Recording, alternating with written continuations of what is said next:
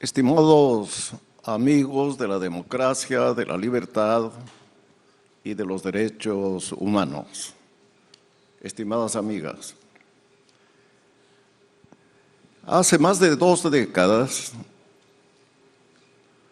cerca de 3, se reunió el Foro de Sao Paulo para llevar adelante las ideas de la democracia, de la libertad, de los derechos humanos y para luchar contra el imperialismo. A principios de este año volvió a reunirse, ya no con la participación del dictador Fidel Castro, que había fallecido, pero sí con la presidencia de Lula da Silva. Y en esa reunión, en su declaración final, el Foro de San Pablo dijo que se ha producido un desmantelamiento de las instituciones democráticas, que se habían modificado las reglas electorales, que se había producido una postulación presidencial para un segundo periodo en contra de la Constitución y que existía un partido hegemónico. ¿A qué país se refería? No a Venezuela, no a Nicaragua. Se refería a la República del Salvador. Y efectivamente todo aquello había ocurrido en ese país.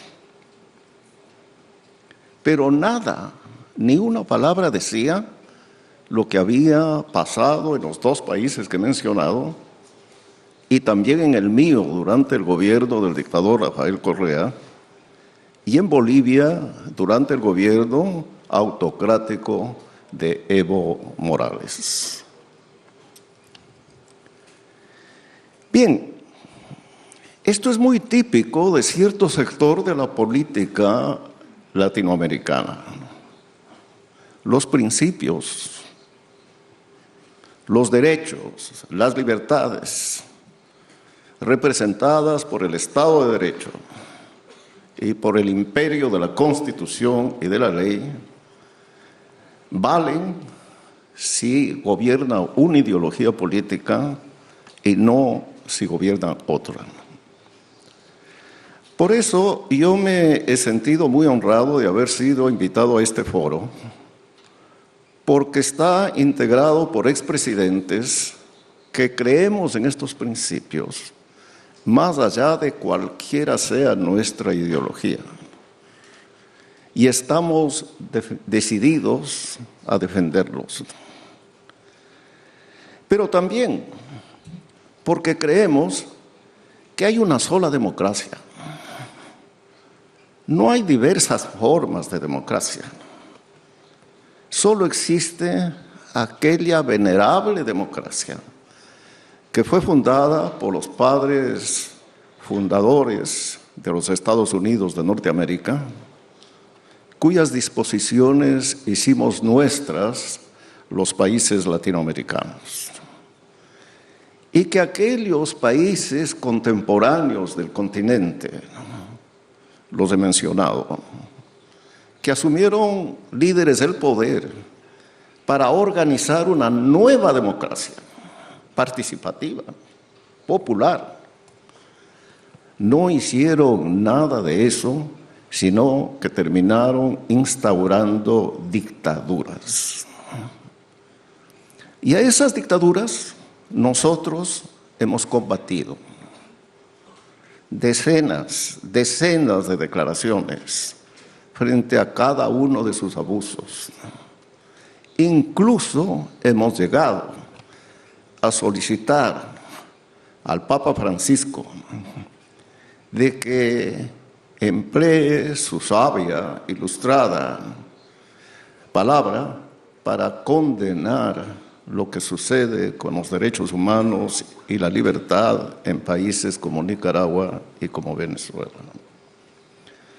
Y este foro, uno más de los tantos que hemos tenido, sucede en esta hora en que se distingue todavía en parte de esta izquierda no democrática y autoritaria latinoamericana entre dictaduras buenas y dictaduras malas.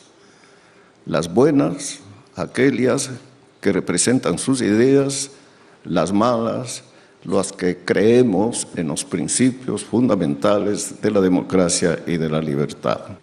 Bueno, antes de referirme a su pregunta, quisiera decirles que suscribo todo lo dicho por el presidente Pastrana sobre la persecución política sufrida por el presidente Mahuad. Él ha sido una temprana víctima de lo que hoy se llama lawfare,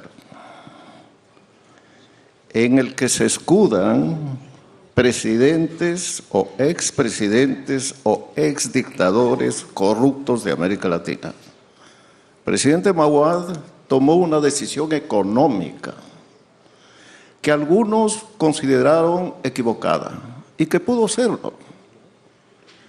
Pero en la historia de América Latina yo no conozco un presidente que haya sido llevado a un juicio penal por esa decisión económica equivocada que obviamente no consta en ningún código penal.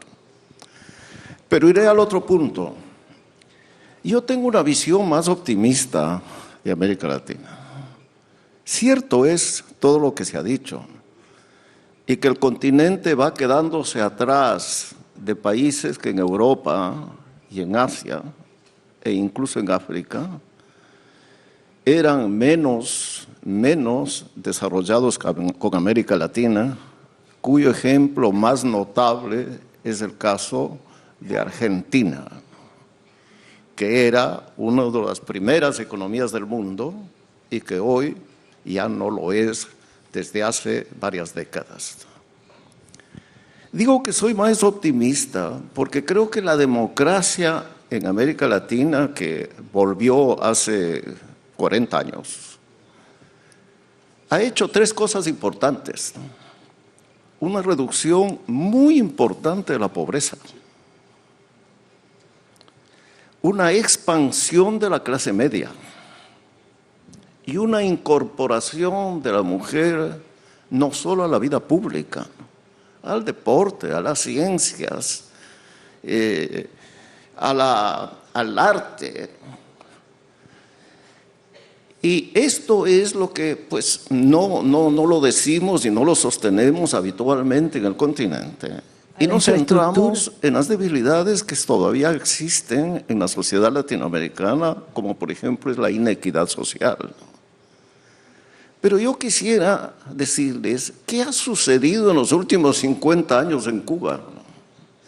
Cuba fue la segunda economía de América Latina, después de Argentina. Era un país que recibía migrantes de buena parte de Europa, igual que Argentina. Hoy en Cuba todos son pobres, todos, excepto los dirigentes del Partido Comunista, naturalmente, y los miembros del gobierno igual. ¿Y qué ha ocurrido en Venezuela? 9 de cada 10 venezolanos son pobres.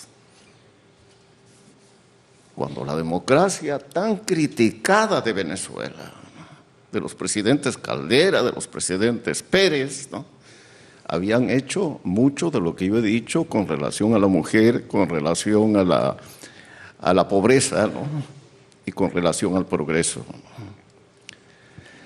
El presidente Pérez, ¿por qué fue condenado? Por haber tomado dinero de gastos reservados para destinarlo a la protección de la candidata y luego presidente de Nicaragua, señora Chamorro. Ese fue su delito. Comparen con ese enriquecimiento atroz de los políticos venezolanos, de los gobiernos de Chávez y de Maduro, y de los empresarios venezolanos de los gobiernos de Chávez y Maduro.